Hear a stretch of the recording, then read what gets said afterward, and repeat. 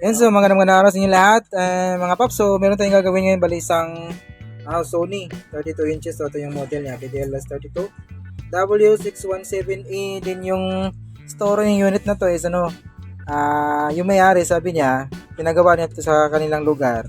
Ewan ko lang kung technician ba. Pero yung reklamo niya, madilim daw. So yung siguro yung problema nito is backlight problem. Tapos nung ni-repair is naging madilim daw yung display niya. So hindi na daw mahagilap niya yung technician na gumawa. So dinala dito sa Tagbilaran, dito sa lugar namin, no. So nung mabuksan ko, nakita ko na parang minagic nga talaga. Tingnan niyo. Yan, no.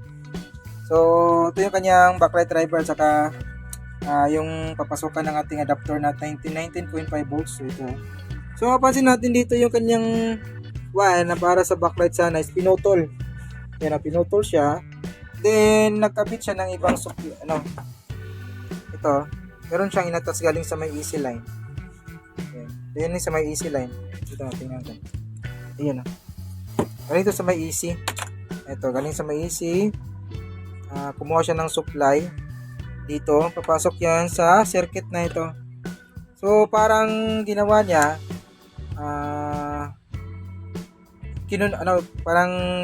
kinonvert siya into other backlight driver.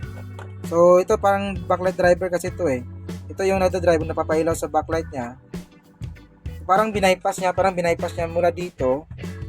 Pinutol yung wire ng backlight, tapos ito na yung nagiging supply niya. So madilim nga, at yung na-check natin is wala siyang ilaw. Nakikita mo yung logo ng Sony pero hindi po nakailaw yung backlight. So tingnan natin to, medyo matrabaho kasi to. Kasi babalikan natin to check natin yung backlight niya. Is paano natin mati-check yan? Is putol na. Kailangan talagang baklasin natin yung panel nito para ma-check yung kanyang backlight na edge type. Edge type kasi yung backlight nito eh. Ayan, ito sa may siguro sa may lalim nito, hindi ito sa may gilid. So malalaman natin yan pag mapaklas na natin to. Siguro tatanggalin natin to, itong ginawang circuit na to doon sa kanyang silbing backlight driver para may nakita kasi ako dito may na-experience ako nito na isang coil, inductor coil na kadalasang sira sa mga ganitong model ng Sony. Nalalaglag po yung pyesa nito dahil sa sobrang init. Bali yung solusyon natin dyan, lilipat natin, gagawa natin siya ng heatsink. Bali ididikit natin dito sa kanyang frame, pero hindi po umubra yung ganong mga technique nalalaglag pa rin, nalulus pa rin yung kanyang hinandel sa sobrang init ng coil. So gagawin natin is papalitan natin siya ng inductor coil. Sa problema ngayon is wala kasi dito na tinanggal hindi na binalik. So mahirapan tayo kung anong value yan, pero hanapan po natin ng paraan yan. Pero ang importante ngayon is gagawin natin is check natin yung backlight niya kung buo pa ba, tapos balik natin yung wirings niya para mabalik siya sa original. Tatanggalin natin yung kanyang itong kinonvert na circuit na to. Yan. So medyo matrabaho to, and tatanggalin lang muna natin yung kanyang panel para maksis natin yung kanyang backlight. So ito nga mga paps, natanggal na natin yung panel niya, pati yung diffuser at saka glass. Ayan siya. So ito yung mumungad sa akin. Pinalitan pala niyang ibang backlight to, parang sa pang LG or sa Dipan. Tingnan niyo naman. Kasi yung original na backlight nito is sa sanga dapat hanggang dito yung kanyang bulb. Ayan para ma-occupy yung lahat ng screen or kanyang lahat ng tawag dito, yung black. Ayan, tama ba tayo? So hanggang dito rin. So dito naman yung pinalit niya, portion dito yung talagang original para dito sa may unit na to na backlight. Ginawa niya is nilagyan niya ng ibang strip. Ayan nilagyan niya ng ibang strip, tapos gumamit siya ng ribbon na po yung kanyang ginamit, ribbon wire. So dapat sana yung socket, meron yung socket na papasok nga dito, siguro sa papunta dito para dun sa kanyang driver. So nawala na. Bala ko sana itong orderan ng ganitong pang model na backlight ng ganitong model. Ang problema na is wala tayong mahanap na socket na magkapareha na magkakasya dun sa kanyang backlight, nawala yung socket So gagawin natin, nung chinik natin ito, umilaw naman yung kanyang strip. Yung problema lang is yung kanyang DIY na driver para sa backlight, para mailaw yung backlight niya. So, ang ginawa natin is ito siya. Ayan. Nilagyan po natin siya ng backlight driver. Ayan, ginawa natin. Tapos, dito tayo kumuha sa may 19 volts yung supply niya. Din yung kanyang enable or trigger na backlight on. Dito tayo kumuha sa kanyang backlight driver. Meron tayong dito 3.9 para maging supply yan dito sa may enable natin. Tapos, ayan. Then, ito naman yung ground. Wait. Ito yung ground. Ito yung source, 19.5 volts. Ito yung ground. Ito. Tapos, ito naman yung enable. Then, out niya. Yung out niya, ito. Papasok yan dito sa may doon sa lead strip na pinalit, no? Ayan, no?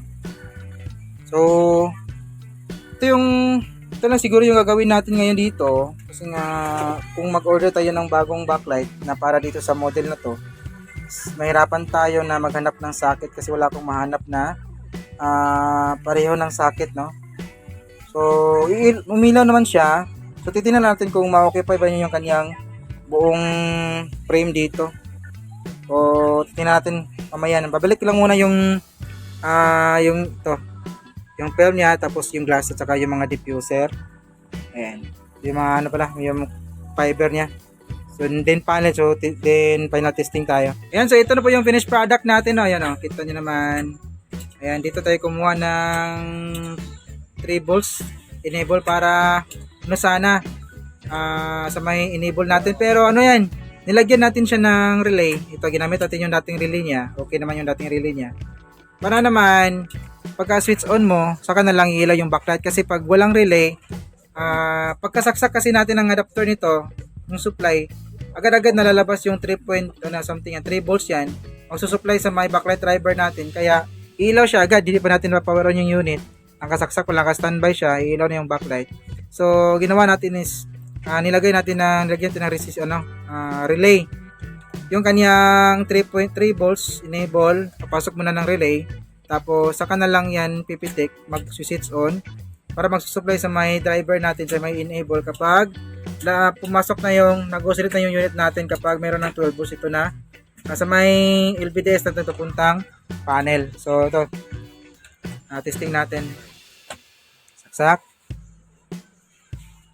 Pumitik yung relay kasi naka-automatic on siya. Ayan, tingnan natin.